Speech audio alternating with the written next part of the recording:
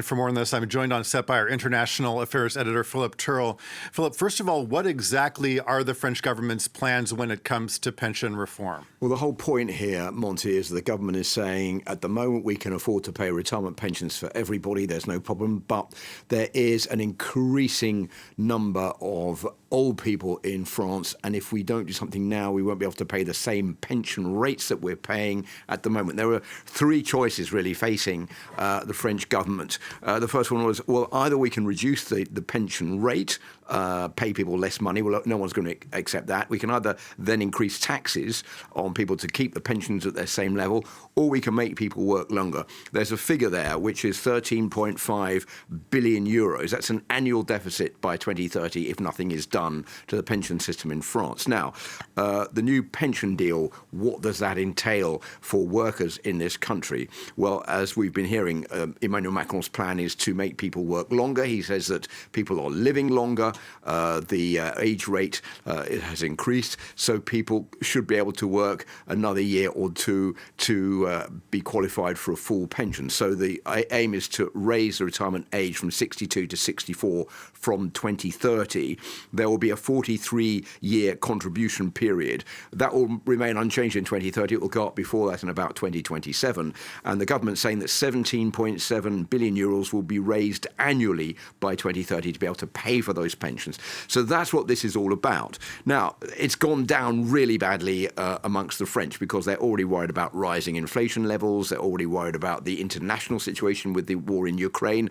And they say we don't really want a pension reform right now. So if you look at the opinion polls, there's one here by Adoxa, 80% of French people say they are opposed to it. Only 16% say they favour this overhaul of the French pension system. And 440,000 people in France have already signed a petition against the reform. That was a petition called for by the French unions. So what we have here is a situation that the government says is necessary for French workers, but the French workers themselves say we don't want to take this new reform because it's going to make us work longer. And in many sectors of society, we already feel that we're having to wait a long time before we can retire, and we don't want to have to work extra years, particularly in very difficult jobs where we're carrying heavy goods or we're working in schools, and we've been looking forward to retiring. And in fact, now we'll have to work maybe months, even years more before we can qualify for a full pension. Well, and this is being seen as a big test for President Macron as he stares down these massive protests. What exactly is he hoping for?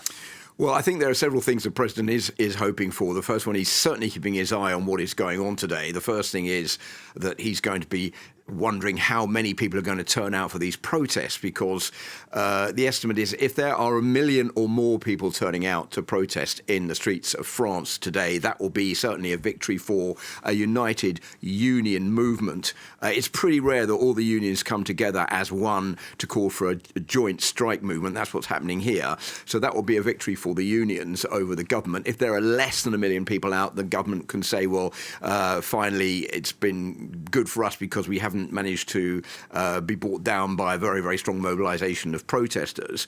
I think Emmanuel Macron will also be looking for a certain latitude amongst strikers in France, that they don't really want to go out when they're worried about making ends meet at the end of the month. There's an energy crisis. As I was saying, inflation has risen quite a lot in this country. So there certainly is a feeling that maybe the strike movement won't be quite so strongly followed as in previous years, particularly in 1995, when there was such strong mobilisation that the government was forced to backtrack. So I think that is interesting to see. And the second point here is there is a danger here, and I think that's something the government is very worried about, that this is not just concerning today public transport, which is always the first sector to go on strike. All of us here at France 24 are wondering how we're going to get home later today on French public transport, because there won't be much in the Paris region.